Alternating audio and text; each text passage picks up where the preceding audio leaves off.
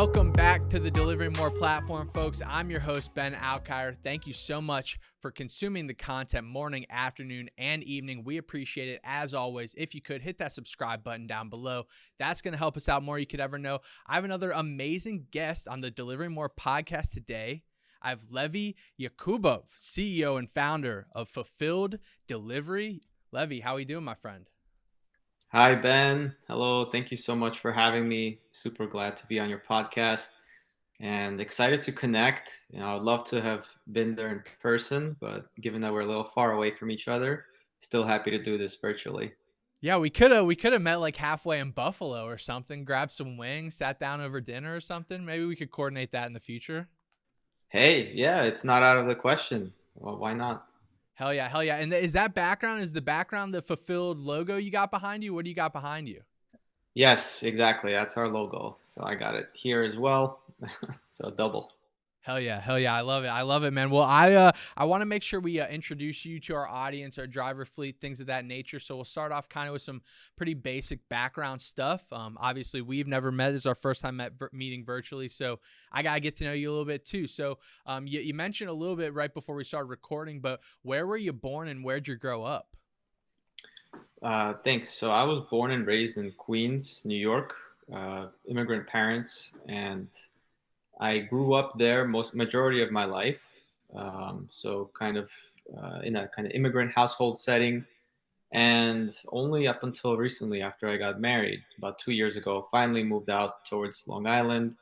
But I still commute back and forth, between the city here. And as you know, in the delivery world, we do have to travel often. So I do commute out of this New York bubble. Hell yeah, hell yeah. If you don't mind me asking, where did your parents immigrate from? They're from Tashkent, Uzbekistan. Mom is Russian, dad is Bukharian Jewish. And yeah, so they came here in pursuit of a better opportunity, which they have found. Hell yeah, hell yeah. That's impressive. I'm always interested in background stories like that. What about growing up? How old were you? Like first job? What was it? What'd you do growing up?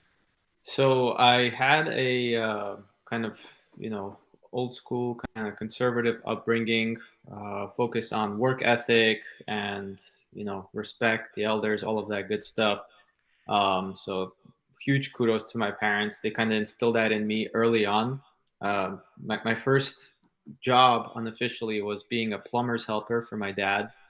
And yeah, I just remember he would never let me do any kind of like big work like soldering or actually like changing like any parts in the boiler, but I would always clean the fittings for him. So but that later on, that taught me so much about the importance of respecting the work ethic and then actually getting the opportunity to do the part that matters. And then, yeah, kind of fast forward, I would say my first job was a swimming instructor. Um, I did that for a couple years, went into lifeguarding. That allowed me to study while in college. And I graduated college as a physician assistant in orthopedic surgery. My first passion was the human body. We're all curious beings, and for me, my curiosity was understanding how the body worked. My grandpa died when I was younger, and I just really wanted to know how I could have helped. So that was the kind of first trigger. And my second trigger is I love sports. I'm a big soccer guy, and when I'm not doing FULFLLD, I'm playing soccer. Well, family first, then that. So yeah, pretty much I love understanding how the body works, treating injuries, things like that. And after working in orthopedic surgery for a couple of years, getting to do super cool cases like, replacing hips, shoulders, meniscus tears, ACLs, all that good stuff. Um, I found out that, if you do anything repetitively long enough, it does get boring. At least for me, it's an amazing career, amazing field. You get great training on how to handle high stress situations when patients are coding in, God forbid, in the operating room or on the floors, and you have to really act fast, and you got like 30 patients calling you at the same time. But it just wasn't for me. I wanted to pursue something, in business, coming from like, immigrant parents. Money was an issue in the household, as many can relate. And I just wanted to pursue something in entrepreneurial side. So I didn't jump to fulfilled. I kind of, tried to strategically play my cards with what I was already kind of good at in the medical realm. And I tried to open up a startup in telemedicine, which is treating patients virtually. It got really big after COVID, but this was before it was kind of a popular thing. So I did my due diligence, did some research on the market, insurances, how they pay, what they pay, who to charge, all that good stuff. So I developed a plan, and as Mike Tyson famously says, everybody has a plan until they get punched in the mouth. And that's exactly what happened, So over a prolonged period of time, like after 1 year, I realized I don't know anything about fundraising. I was living in my parents' basement still, no income, left a well-paying job, and I had two choices to make. I could either continue down this path, or I could scratch the idea, take everything I learned from it, about communication, storytelling, pitching, all of that, and try to look for the next best venture. And then I tried one more thing in marketing that was really short, that didn't work. And then finally, after searching for other scalable ideas that didn't require too much upfront cost, my mom was just ordering groceries on her phone, and she mentioned how she had a bad experience. And I was like, oh, let's explore that idea further.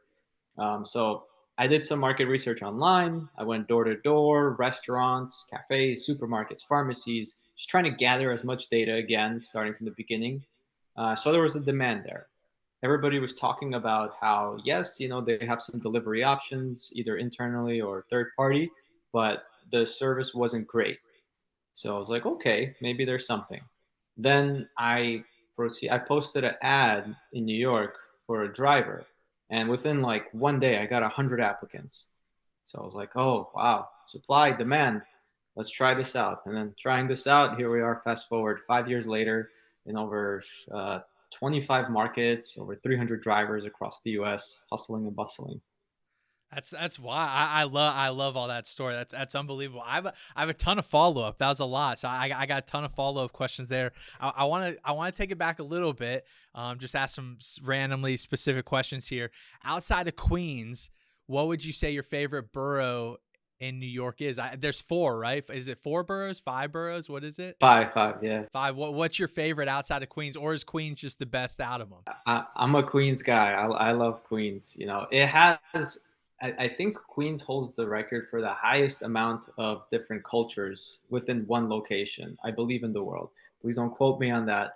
But that, and it's not as hectic as it would be in Manhattan, but at the same time, it still does have that kind of, you have to be a hustler. You can't just kind of, get by, winging things. Like, people are honking at you, people are crazy, and it's annoying, obviously, if you're like experiencing that every day. Why I kind of moved to Long Island, but no, just Queens is a beautiful place. There's so many cultures, so much delicious food, wonderful people, many different languages spoken. So it kind of exposes you to that outside world, even though you're still living in the U.S. So that's why I love it. Hell yeah, hell yeah. And then with your times at St. John's in my realm of things is a pretty big basketball school nowadays. I think maybe when around your time they might have still been in the Big East. I might be incorrect in the conference there, but I know my family grew up West Virginia fans, so I know we've ran into St. John's a pretty good bit. But as far as soccer, I got to put you on the spot here. Messi or Ronaldo? Oh yeah, that's a good question. They're both amazing. So you can't say one or the other. They're both like, we're living amongst a time of two legends playing.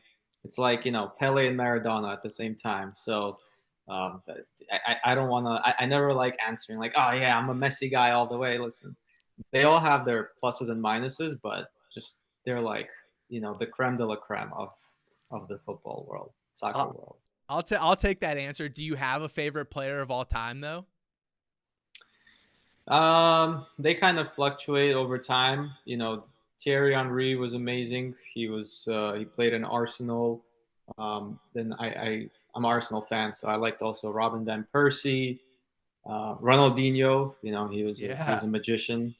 Yeah, there's a lot. Ibrahimovic. Yeah.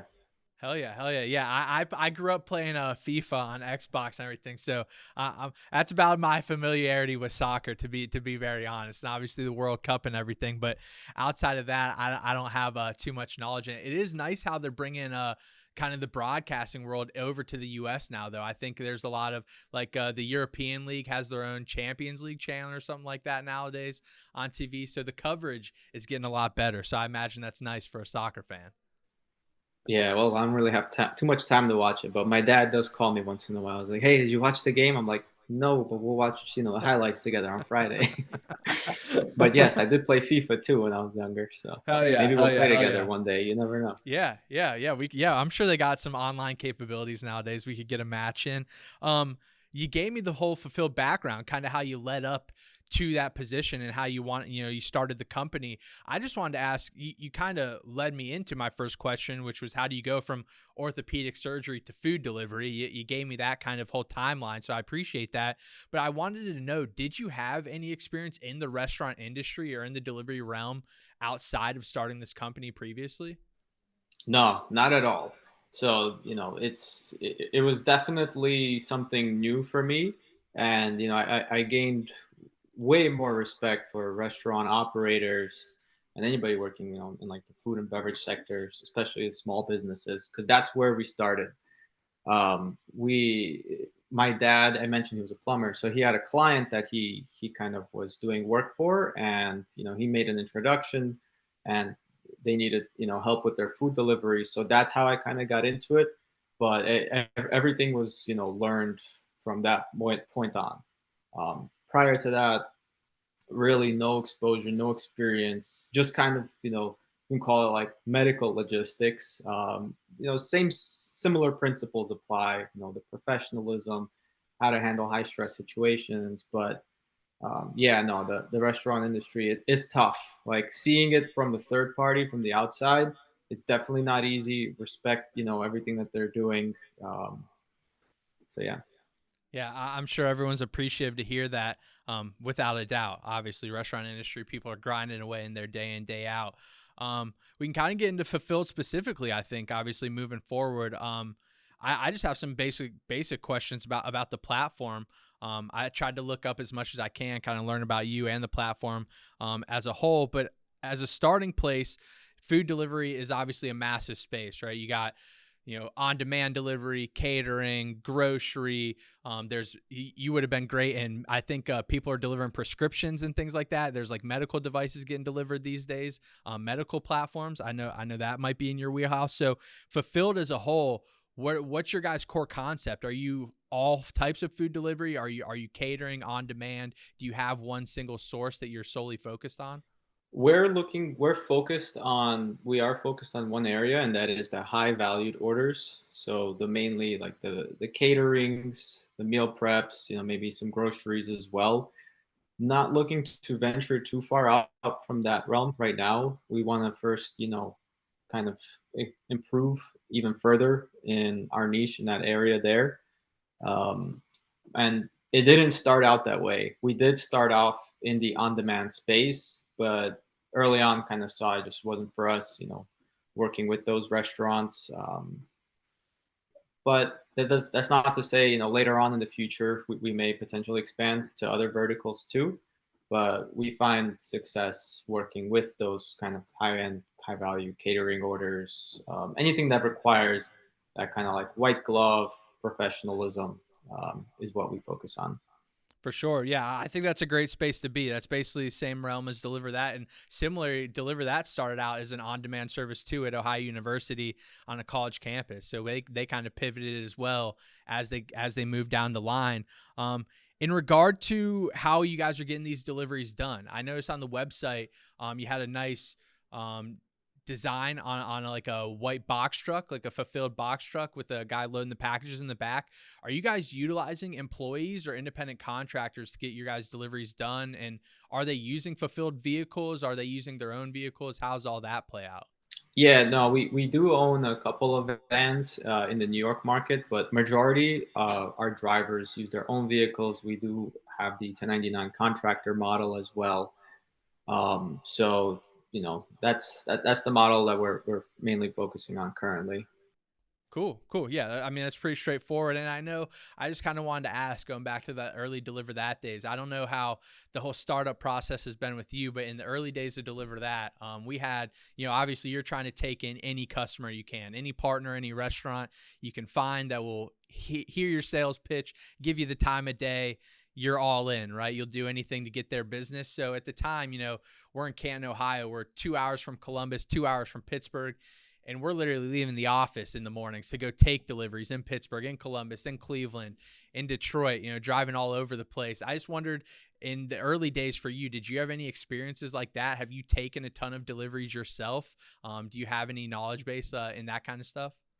Of course. So what kind of founder would I be if I hadn't? Would love to chat with you guys more about some of your successes doing that, some of your horror stories. Yeah, there's so many, and I thought of a couple of examples that come to mind. The first is, got to shout out my wife. We had a delivery that was so the restaurant we were servicing closed at 11 p.m. and they had a delivery that came in at like 10:55 or something like that. And the drivers were just like, "Nope, we're going home. We're done." And obviously, you can't just leave, the restaurant unserviced because they work hard to get their customers.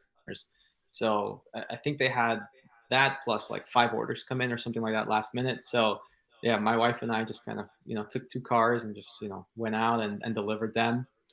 I let her keep all the tips, obviously. And then the second one was kind of a bigger example. This was a little stupid on my part. Well, depends how you look at it. But we had one restaurant that they early on they for some reason just couldn't figure out their delivery. They called us, but by that time they were like already kind of on the edge of potentially closing shop. So we had like a driver that made a mistake, and they were just like, all right, we're not going to be using fulfilled there anymore. I was like, wait, hold on, like I'll personally deliver for you for 1 month if you just give us a chance. And I just like grab my laptop, grab my phone, and then like in between deliveries I would just kind of work. But yeah, for 1 month I was just the delivery driver. So it was actually a good thing, because I feel I think this is also part of like operations and like Toyota principles. Like whenever there's any problem, it's always good to go to the field and see what's wrong yourself. Yes, it's good to have a team. It's always good to trust the team. But if for whatever reason the team isn't figuring things out, you want to be in the field yourself and then help guide the team, lead them to success. So starting off as the driver is actually the best possible thing you can do, especially if you're running a delivery company. And that helped me kind of build all the SOPs forward onward, and helped me kind of have some empathy as well too with the drivers that we work with, understanding yeah, there's customers that don't tip, and then how to provide better service so that you can receive more tips, how to provide better service for the client so that they can be happy with you and give you like the bigger orders, things like that. Yeah, I'm in agreement 100% there. Yeah, I get boots on the ground sometimes just to kind of feel things out. And if things are broken, you kind of find out how to fix them much quicker if it's you getting the oversight and doing the work. So yeah, 100% there. I wanted to so obviously Fulfilled was started in 2018, I believe. Is that correct? Yes, yes, Perfect. Okay, and then yes. Yeah, end of 2018 basically.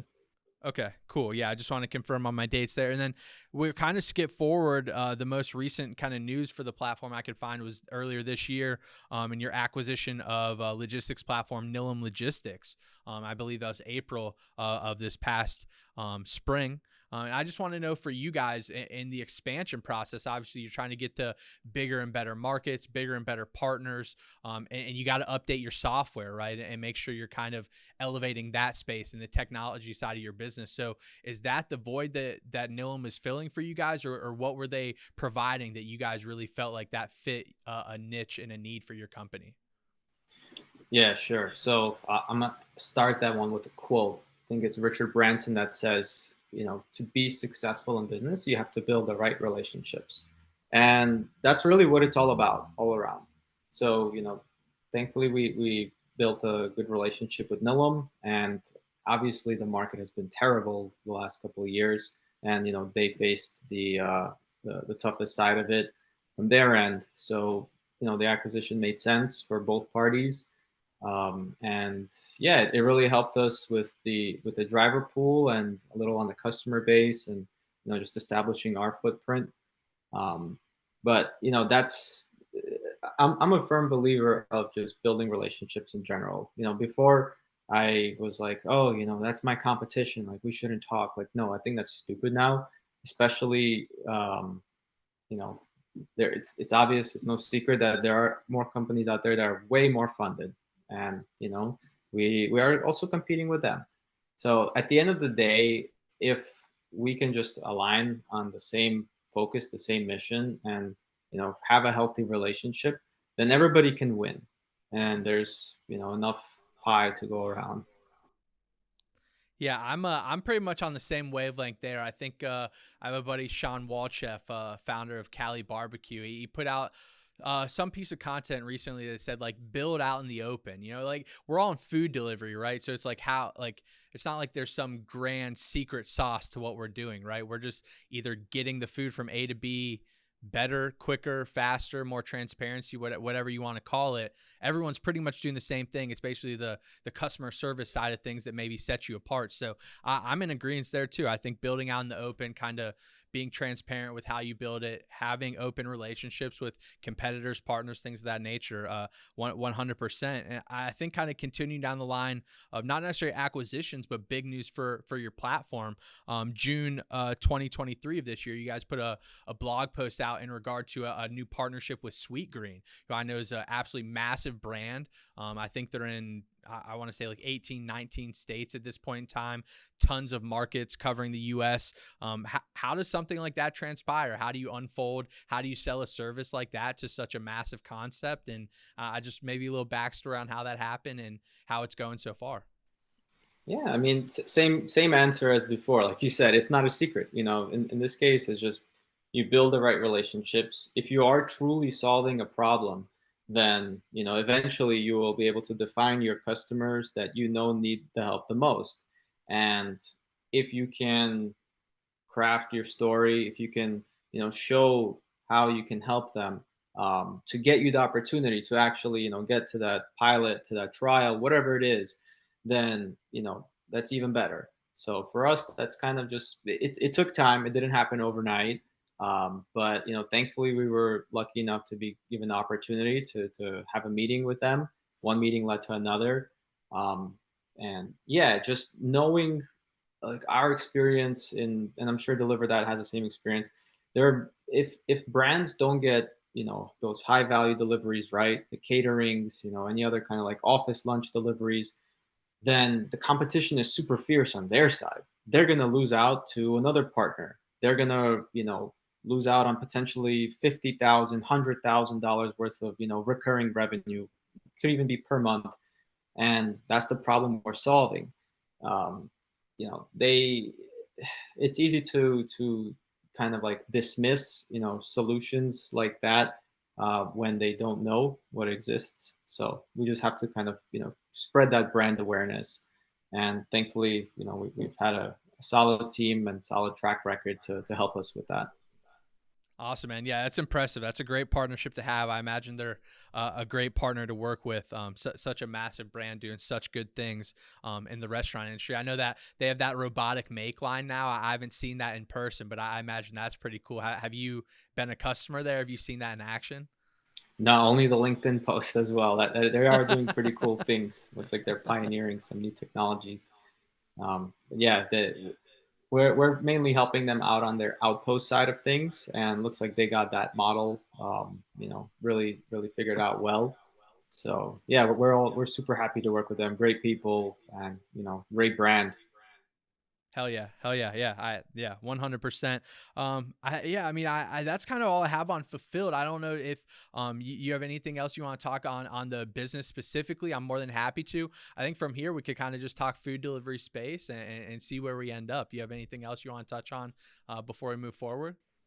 No, no, just let's chat on food delivery. Happy to discuss things about the future and the trends, and would love to know your guys' thoughts as well on how you see this, field kind of the direction it's heading. Hell yeah, hell yeah. All right, yeah. Let's keep it moving. Then I think, for me, a huge question I have, obviously, we're dealing with independent contractors, right? So you only have so much control over what can and can't happen. You provide them the best resources, the best information.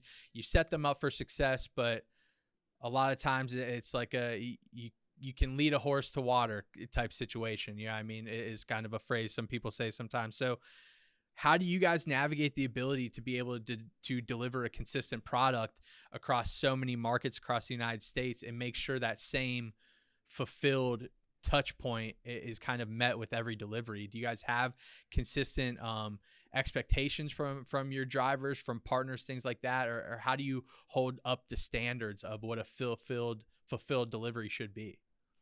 Yeah, that's a great question. And the answer lies in how you like how happy the driver is. I always say that we have two bosses when I talk to my team internally. One, it's the clients, two is the drivers. So if either one of them are unhappy for too long, then yeah, you're gonna have problems. For us, we found that if we can set up the driver schedule in a way where they get as many orders as possible, and obviously assuming that everything around those orders is favorable for them, the payout, the schedule, kind of like the distance they travel, the how complex the SOP is. If we can make their day very lucrative financially and just reduce the amount of headache, making sure that the operation runs smoothly, then typically they would prefer to, continue doing those deliveries. And that's something that the brands will appreciate as well, because they'll get a repeat driver representing their brand that already understands the process, and there isn't that churn and learning curve all over again every single day. So that's something that we try to implement. Yeah, for sure. I think I just had a conversation with Andrew Simmons, who works with Delivered and his own concept, Mama Ramona's. He said something very similar. You got to keep the drivers happy. I mean, they're the lifeline and the lifeblood of our businesses. So, yeah, yeah. I mean, that's basically simple as that. For delivery specifically, I think this is a pretty simple question, but the answer might be a little more complex than you would anticipate. What parts of a delivery, what piece of delivery do you think is most important that can either make a delivery go extremely smooth from A to B, easy peasy, we're in, we're out, or can immediately turn it into a disaster where we end up late to the restaurant, end up late to the customer, and everyone's upset, driver, restaurant, everything of that nature? My answer is it starts in the planning. If you can plan the delivery the day before, the night before, or however many hours before, depending on how you got the delivery set up well, then you're going to be more prepared to success. So the more you prepare, like anything else in life, the higher the chances that the outcome will go well. Because obviously, there's things out of our control. Like we can't control if the driver just decides to, not show up, or the driver gets into an accident, or the driver just does something crazy. But we can control our relationship with that driver, how we communicate with them. We can control making sure that we fully understand the procedure, the protocol, so that we can, we can anticipate things that are going wrong. I'm trying to think of an example to provide. Like, for instance, we know that, a certain delivery happens from, I don't know, let's call it from Times Square to the museum.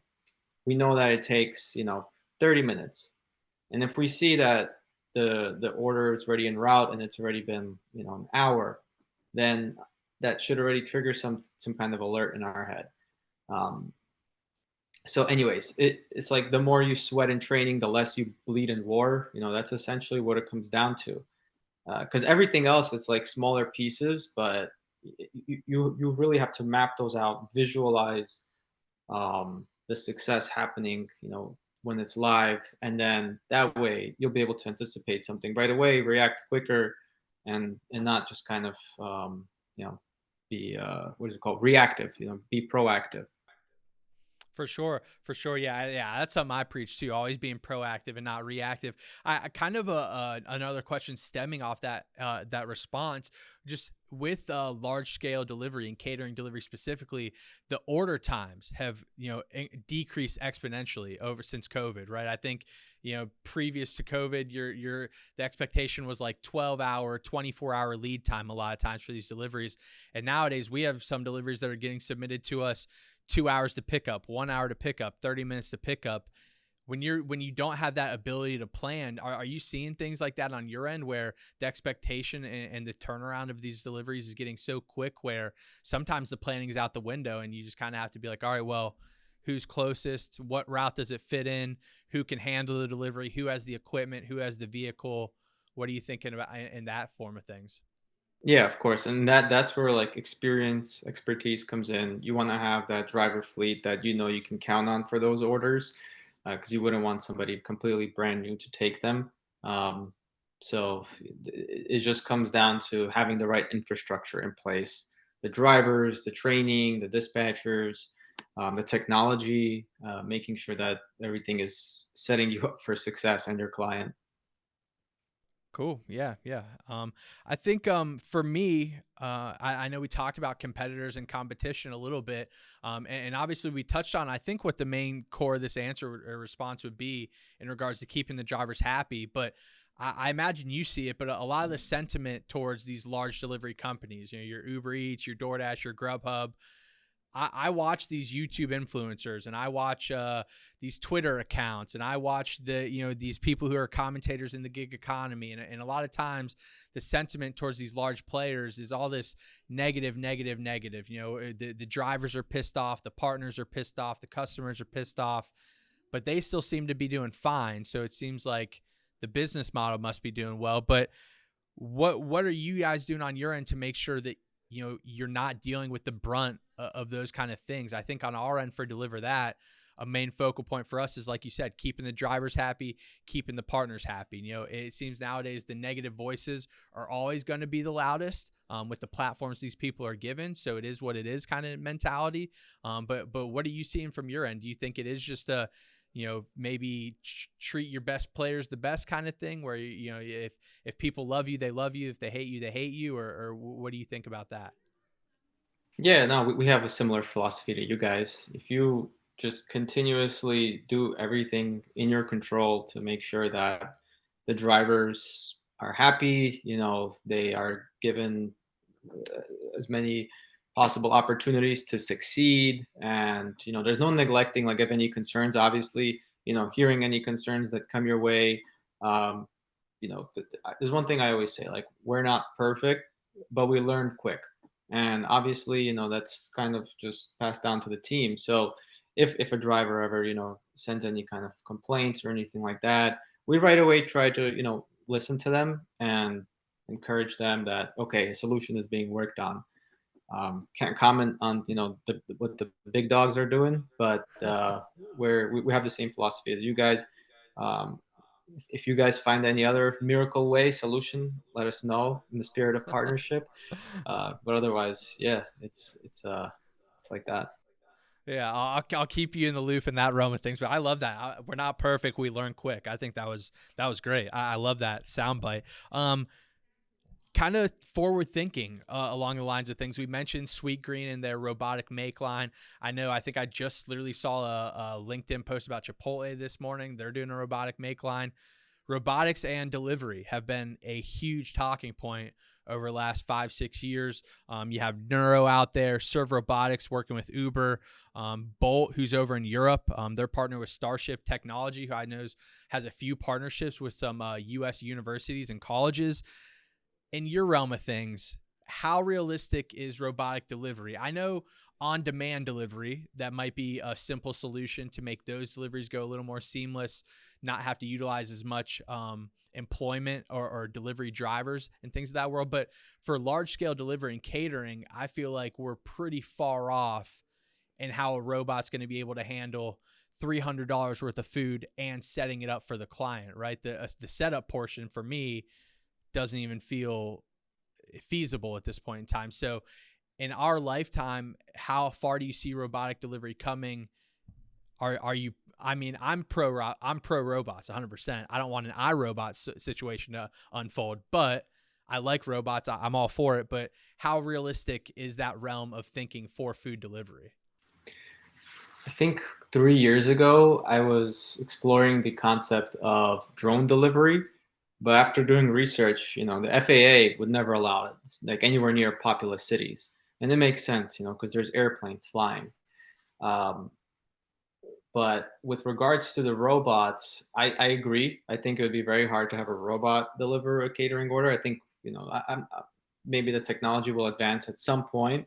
But what might be cool is the self-driving cars, where if you can have a designated person to put it inside of the car and then pick it up, I think that would be a cool concept exploring, and definitely increase things that are within our control, right? Because I'm assuming that car won't deviate and go to do another delivery to try and make some extra money, or anything like that.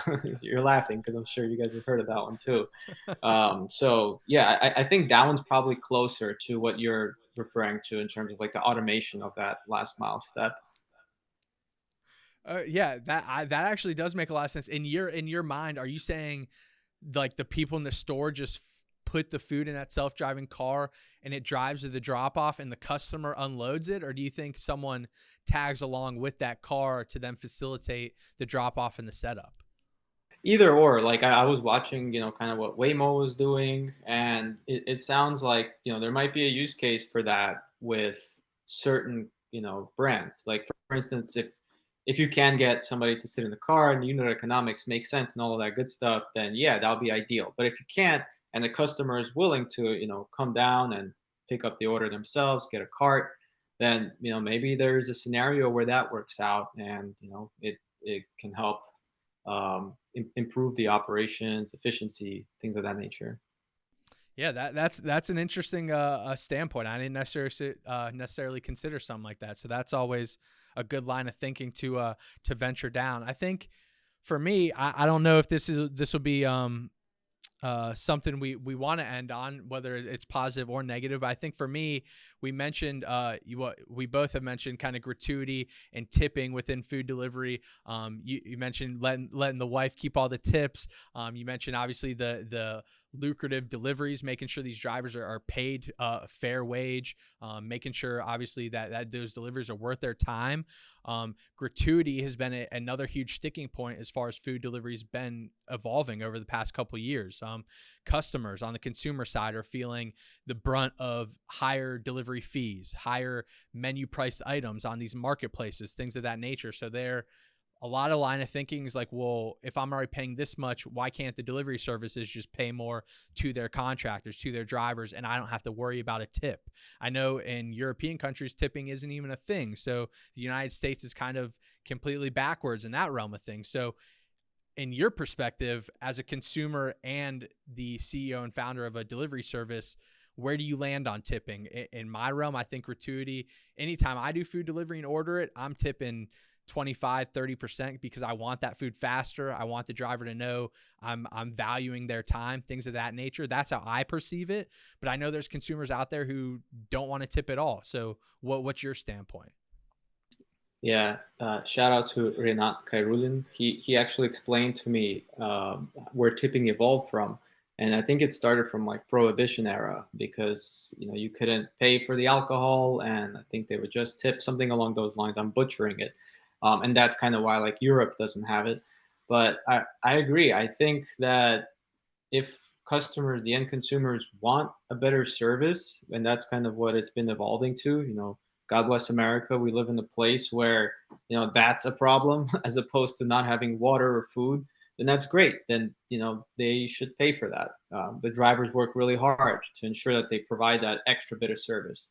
If they don't want that, I think we do still have options of that kind of like cheaper experience where the delivery fee is cheaper, but you won't get that service, and where you don't really have to tip that much.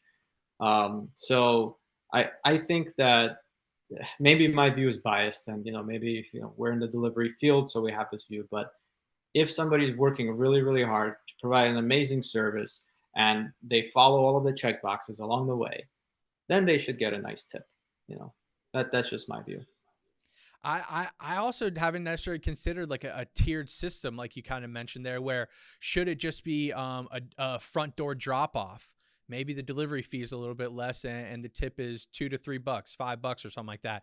Where if it's a situation where we have to have you handed off at the door, or it's a longer mile delivery, instead of 0 to 10 miles, it's 15, 20 miles. Okay. We know you're making that extra effort. So we'll increase the delivery fee, increase the tip. And then where we're dealing with large scale catering delivery and setups, that's where I kind of think it's a no brainer to tip those drivers. They're coming into your business, your office, your school, whatever it may be, and they're fully placing that food out for you on a countertop, in your break room, on a table, making it look nice, making it look presentable for your possible clients, your customers who are already in the building, and your employees. That realm of thing, for me, I think tipping is a no-brainer. Yeah, definitely. We owe it to our drivers. Like we were just talking about keeping them happy earlier. They work extremely hard. They definitely, a lot of them do this full time. Some do it part time, but regardless, yeah, if they can get a tier system set up, then they can expect not to receive a tip, and obviously they can like just leave the box outside the door. Where in another tier system where they can expect to have a tip, and rightfully so, they can make sure that they set up the order carefully and provide that extra kind of white glove experience for that client. Yeah, I think you said it too there. Setting the expectation is probably the most fundamental thing to start out on. If you know what if you have the correct expectations going into the process, you're 9 out of 10. You're never going to be upset with whatever the outcome is, because you already knew what to expect and what was going to unfold. So yeah, expectations. I think that's a good kind of vocabulary word to close out on. Levy, that's really all I got for you, man. I greatly appreciate your time today. I know this is our first time kind of getting to sit down and chat. I think we've been connected on LinkedIn for a moment here, so I appreciate kind of meeting, getting the chance to talk some things over, and hopefully we'll be in touch moving forward. I know obviously I wish both of our companies great success. Maybe we'll work together down the line. We'll see what unfolds, but obviously only great things moving forward. Yeah, thank you for having me, Ben. Thanks for thinking of Fulfilled. Really appreciate the work you guys do as well. And yeah, definitely let's stay in touch. Partnership is not out of the question. Awesome, man. All right. Well, thank you. We'll see you very soon. All right.